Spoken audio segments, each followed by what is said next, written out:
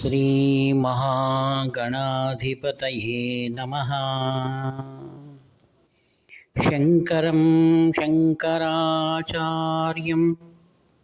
केशवं बादरायणं सूत्रभाष्यकृतौ वन्दे भगवन्तौ पुनः पुनः।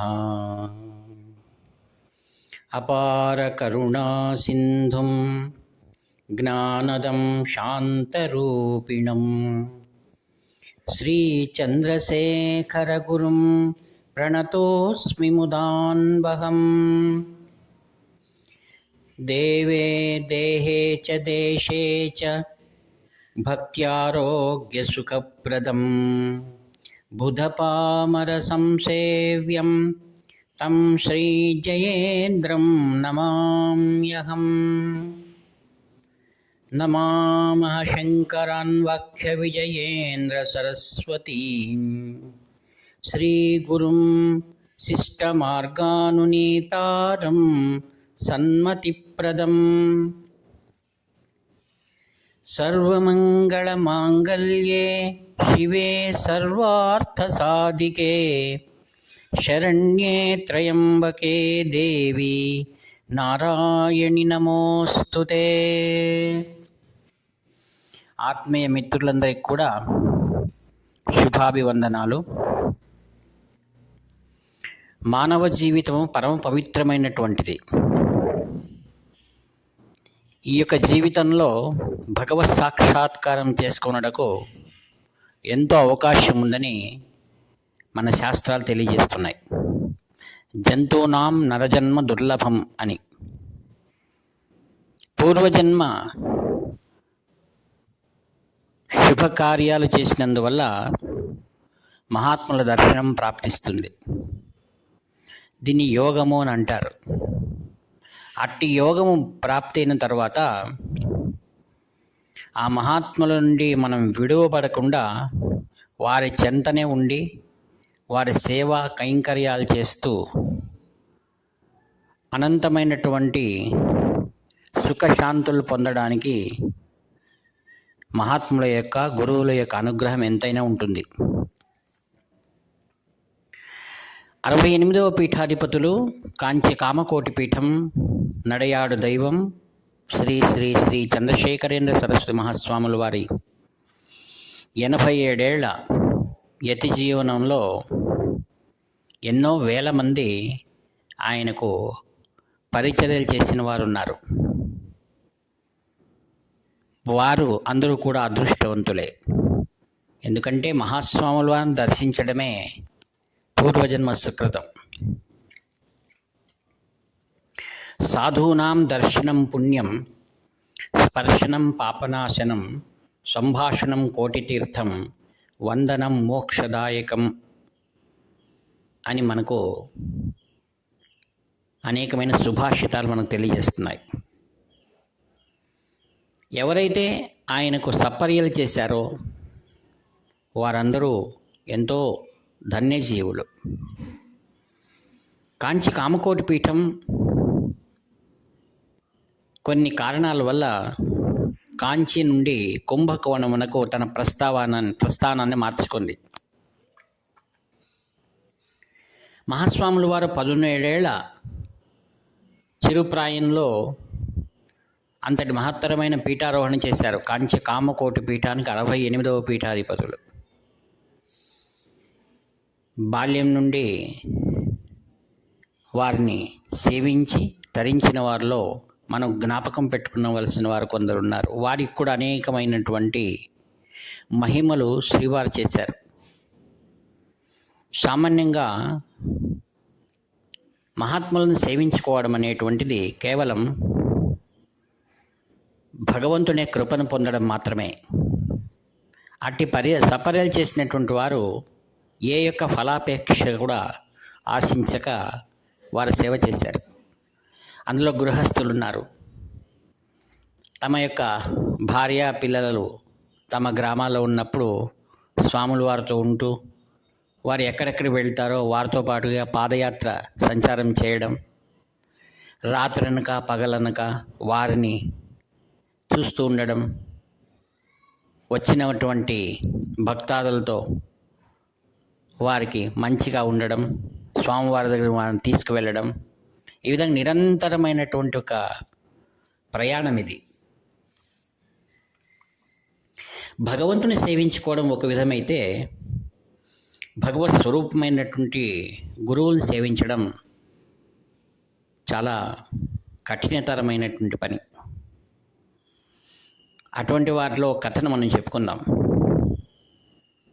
తంజావూరులో ఒక కుటుంబం, భార్య, ఒక కుమారుడు. ఆయన పేరు పంచాతికేశన్ అని. ఆయన చాలా సంవత్సరాలు మహాస్వామి వారి సేవ చేస్తూ ఉన్నారు. మహాస్వాముల వారు 1978 నుండి 84 వరకు ఈ దక్షిణాది రాష్ట్రాల్లో పర్యటన చేశారు కదా. ఆ సందర్భంలో వారితో ఉండి సతారాకు వెళ్ళారు. సతారాలో చాలా పవిత్రమైనటువంటి స్థానం అది. ఉత్తర చిదంబరం అనే ఒక దేవాలయాన్ని మహాస్వాములు వారు నిర్మించారు. వాటి గురించి మరొక తరంగంలో మనం చెప్పుకుందాం. అప్పటికి పంచాతికేశన్ వయసు దాదాపుగా 60 దాటింది. ఆయనకు అనిపించింది, ఇన్ని సంవత్సరాలు స్వామివారికి సేవ చేశాను, ఇంకా ముందు నేను చేసేటువంటి నాకు శక్తి ఉంటుందో లేదో తెలియదు, కావున స్వామివారి అనుగ్రహాన్ని పొంది నేను నా గ్రామానికి తంజావూరు వెళ్ళిపోవాలని ఆయన మనసుకు సంకల్పం అనిపించింది. ఆ విషయాన్ని స్వాములవారికి చెప్పాలి, ఎలా చెప్పాలి అని ఆలోచనలో ఉన్నారు. ఒకరోజు ఉదయం స్వాములవారు ఏకాంతంగా కూర్చున్నప్పుడు వారి దగ్గరికి వెళ్ళి నమస్కారం చేసి చేతులు కట్టుకుని నిల్చున్నారు. ఏం పంచాతికేశన్ వచ్చావు, ఏమిటి సమాచారం అన్నారు. ఒక్కడే వచ్చావు కదా స్వామి, నేను ఈ సంవత్సరాలు మీ కృప మీ దయతో నేను సేవ చేసుకున్నాను, ఇంకా ముందు నేను చేసుకుంటానా లేదా అనేటువంటిది, అది దేహ స్థితి ఎలా ఉంటుందో చెప్పలేను, కావున నేను మా గ్రామానికి వెళ్ళాలనుకుంటున్నాను, మీరు నన్ను అనుగ్రహించండి. స్వాముల వారు మౌనంగా ఉండి సరే అని అక్కడ ఒక పరిచారకుని పిలిచి ఆయనకు ఒక శాలువను ఆశీర్వాదరూపకంగా ఇస్తూ వారు తంజావూరు వెళ్ళడానికి కావలసినటువంటి కొంత ఖర్చుగాను వెచ్చం డబ్బు ఇచ్చారు. తర్వాత వెళ్ళిరమ్మని ఆశీర్వదించారు.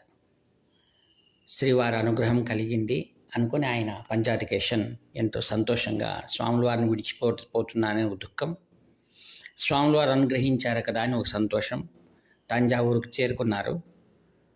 వారి భార్య, ఎప్పుడూ కూడా స్వామివారితో ఉండేవారు మీరు, ఇన్ని రోజులుగా వచ్చారు, చాలా సంతోషమని. వచ్చిన వారం 10 రోజులు భార్య, కుమారుడు అందరూ కూడా హాయిగా ఉన్నారన్నమాట. మనకందరికి అనుభవం ఏమిటంటే, ఏదైనా ముచ్చట కొన్ని రోజులేని. ఈయన వారం రోజులు అయిన తర్వాత భార్య, ఏమండి ఊరు కూర్చుంటే ఎట్లా, ఏదైనా సంతకు వెళ్ళిరండి, ఆ వస్తువులు తీసుకురండి, ఇక్కడ వెళ్ళిరండి అని ఆమె చెప్తుంది. సరే, ఇన్నాళ్ళు చేయలేదు, ఇప్పుడు ఇంటి పని చేసుకుందామని ఓపిక తెచ్చుకొని అవి ఇవి చేస్తుండేవాడు. ఇలా ఉండగా ఒకరోజు వారికి ఒక లగ్న పత్రిక తపాల్లో వచ్చింది. వాళ్ళు చూశారు, చాలా దగ్గరి బంధుత్వము, మనం వెళ్ళాలి కదా అని భార్య భర్త ఆలోచన చేస్తున్నారు. అప్పుడు సరే, మరి డబ్బు మన దగ్గర ఏం లేదు, ఉన్నదేదో ఖర్చు పెట్టేసాము 10 రోజులు, సరే కుమారుని అడుగుదాము అనుకుంటున్నారు. ఎప్పుడు అడగాలి? ఆ అబ్బాయి ఏదో చిన్న ప్రైవేట్ కంపెనీలో ఉద్యోగం చేసుకుంటున్నాడు, కొద్దిపాటి జీతం. సరే, అబ్బాయి కచేరీకి వెళ్తూ ఉండగా బాబు అన్నారు, ఏం నాన్న ఇట్లా పెళ్లి పత్రిక వచ్చింది. అవునన్న, అమ్మ చెప్పింది నాకు, వివాహానికి వెళ్ళాలి అంటే. సరే, దానికి ఖర్చుకు డబ్బులు ఎక్కడున్నాయి అన్నాడు. అదేంటి రాదా అంటే, ఎట్లా వెళ్ళాలి కదా, ముహూర్తంకు 2-3 రోజులు ముందుగానే మనం వెళ్ళాలి, ఆత్మీయులు వాళ్ళు అంటే. ఏం నాన్న, నీ ఉద్యోగం చేసే ఏమైనా నీకు పెన్షన్ ఇస్తున్నారా, ఇన్నాళ్ళు చేసావు కదా ఇన్నేళ్ళు అని అన్నాడు. ఈ మాట విని ఆశ్చర్యపోయాడు, నిర్ఘాంతపోయాడు. కొడుకు ఇలా మాట్లాడుతున్నాడు ఏంటి అని. మఠంలో నేను చేసిన సేవ ఎందుకు ఇలా మాట్లాడాడు అని మౌనంగా ఉండిపోయాడు. అబ్బాయి ఆఫీస్కి వెళ్ళిపోయాడు. తర్వాత ఏం జరిగింది, భార్యతో మన కుమారుడు ఏంటి ఇలా మాట్లాడుతున్నాడు నటరాజ్ అంటే, ఉండిలేండి ఏం చేయడానికి రాదు, మీరు సేవ చేసిన విషయం అతనికి అంతుపట్టడం లేదు, నీ ఉద్యోగం అని అనుకుంటున్నాడు అనుకుని, సరే ఏదో పైకం బంధువులతో వేరే పక్కన వారికి డబ్బు తీసుకొని వారు పెళ్ళికి వెళ్ళాలి అని నిర్ణయం చేసుకుంటూ ఉండగా, మరునాడే దైవికం భగవంతుని ఇచ్చ ఆ అబ్బాయికి కాంచీపురంలో ఆ యొక్క ఆఫీస్ పని ఏర్పడింది, ముఖ్యమైన వాళ్ళని కలిసేది.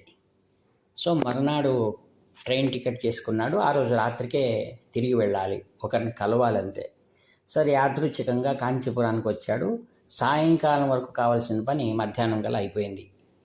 ఇంకా హోటల్ రూమ్లో కూర్చొని ఏం చేద్దామో ఏమి అనుకుని ఆలోచన చేస్తూ, ఎట్లా మా నాన్నగారు కాంచి మఠంలో శంకర మఠంలో పనిచేశారు కదా, ఒకసారి ఇక్కడ మహాపేరిగా ఉన్నారు, ఒకసారి దర్శనం చేసుకుందాము అని తన శక్తి కొద్దీ అక్కడ పండ్లు పూలు అవి తీసుకొని వెళ్ళాడు. అప్పటికే భక్త సందడి ఎక్కువగా ఉంది. వెళ్ళాడు, ఆ మధ్యలో నిలుచుకున్నాడు. స్వాములవారు ఒకసారి అబ్బాయిని చూసి గుర్తించి, నీవు పంచాతికేశన్ కుమారుడు కదా అన్నాడు. అవును స్వామి అన్నాడు. ఈ అబ్బాయిని ఎప్పుడూ ఆయన చూడలేదు, స్వాముల వారి దగ్గరికి ఎప్పుడో చిన్నప్పుడు వెళ్ళాడు ఈ అబ్బాయి. స్వాముల వారి జ్ఞాపక శక్తికి నటరాజు చాలా ఆశ్చర్యమైంది. కొద్దిసేపు అయిన తర్వాత ఆ పక్కన పరిచారకుని చెప్పాడు, మిగతా వారిని అందరినీ కూడా అలా దూరంగా కూర్చోమను అని చెప్పారు. నటరాజుని ముందర కూర్చోన్నారు.